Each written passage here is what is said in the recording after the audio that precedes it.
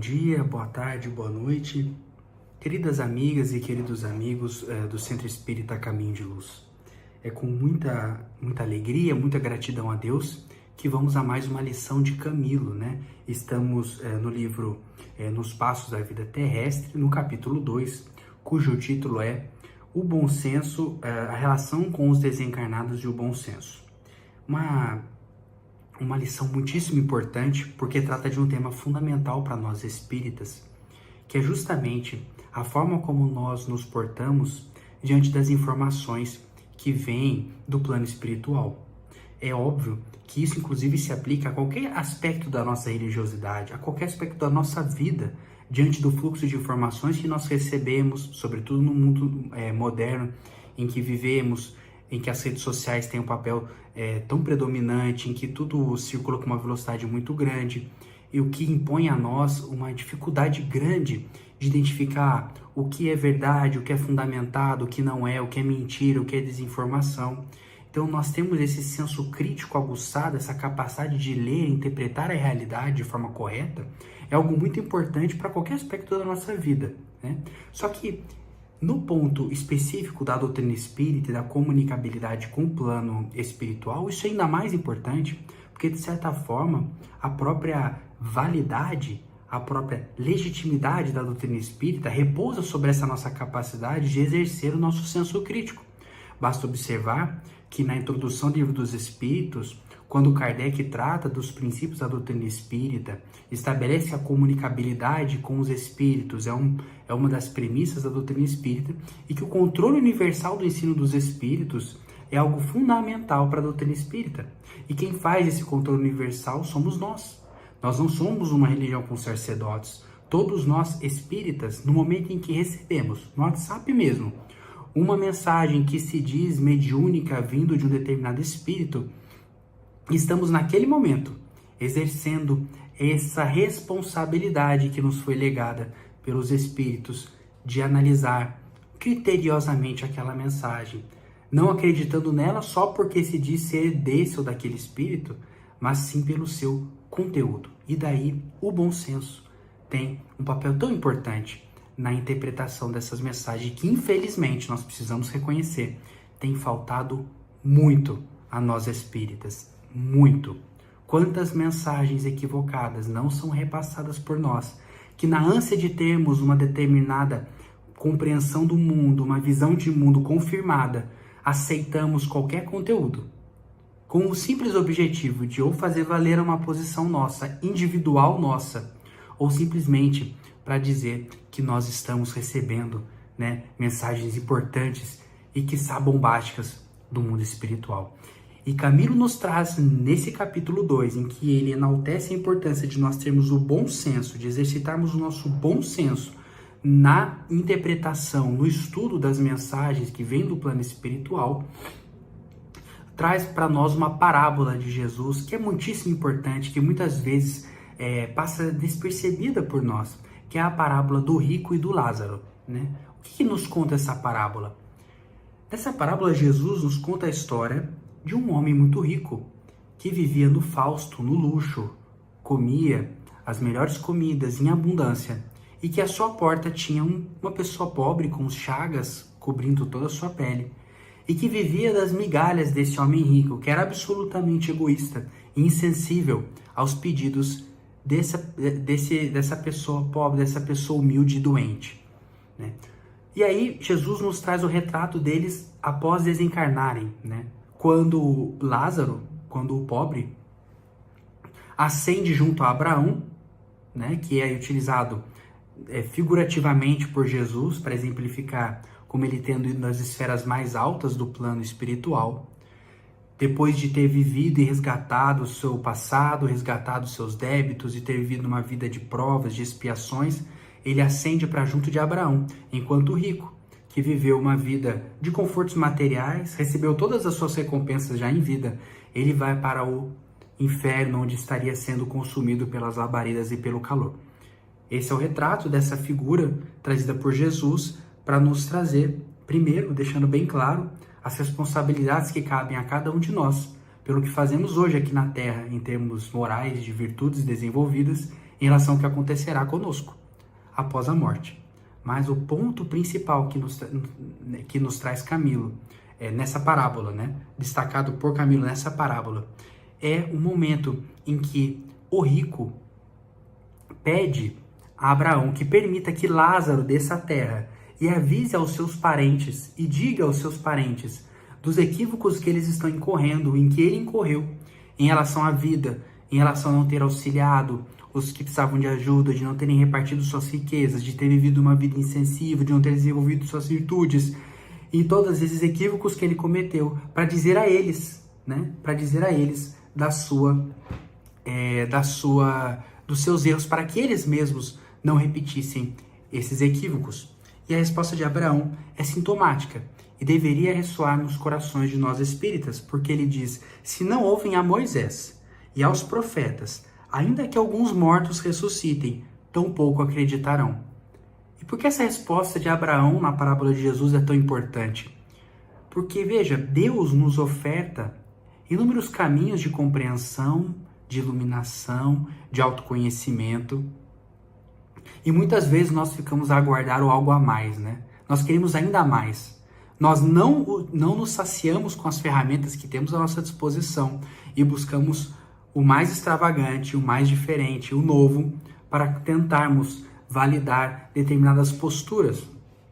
E isso acontece muito com a mediunidade, porque nós, quando analisamos um texto vindo do plano espiritual, muitas vezes não utilizamos do bom senso que Camilo está aqui a nos lembrar e queremos, na verdade, acreditar. Nós queremos queremos receber uma mensagem do plano espiritual. Muito embora tantas já tenham vindo, muito embora Jesus já tenha vindo, muito embora Kardec tenha vindo, nós sentimos essa necessidade de validação por algo que se diga ser do plano espiritual. Nós queremos novas revelações, nós queremos as nossas revelações.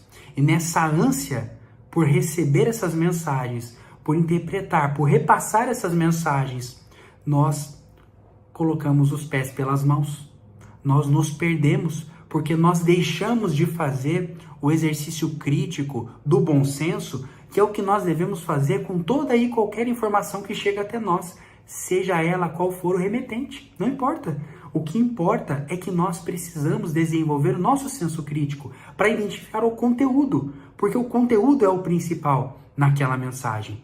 E, portanto, o que Abraão está dizendo, olha, veja, aquelas pessoas, esses parentes do rico, que receberiam a visita de Lázaro, veja, elas têm todo o ensinamento dos profetas para entender da realidade da vida espiritual. Eles têm todo um arcabouço de lições, de histórias. Não é porque vem alguém do plano espiritual lhes contar algo que eles vão se modificar.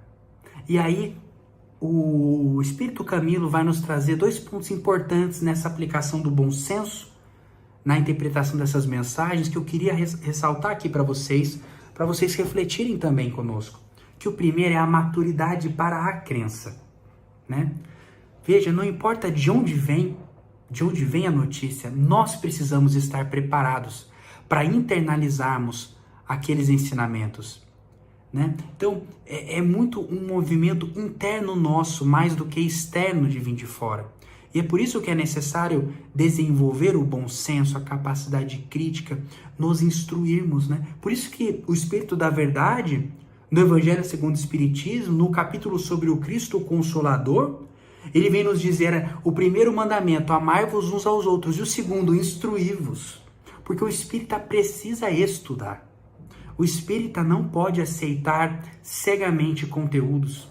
O espírita não pode ter a preguiça intelectual e deixar de submeter toda e qualquer mensagem que lhe é trazida para o seu crivo, de submeter a uma análise criteriosa, como fazia Kardec e como Kardec nos ensinou.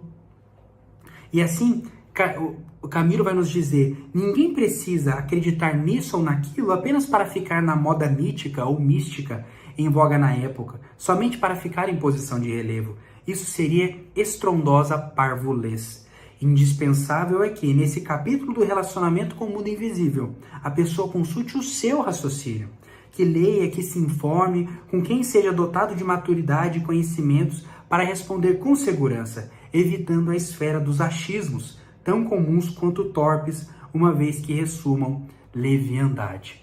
Ou seja, nós precisamos construir em nós essa maturidade para conseguirmos interpretar essas mensagens, nos desfazermos dessa vontade, dessa necessidade, dessa ânsia por uma revelação nossa, por uma revelação nova, quando nós já temos a revelação principal, que é a doutrina espírita em nossas vidas, que são as obras básicas da doutrina espírita, que são as obras psicografadas por Chico Xavier, por Divaldo Franco, médiuns confiáveis, né?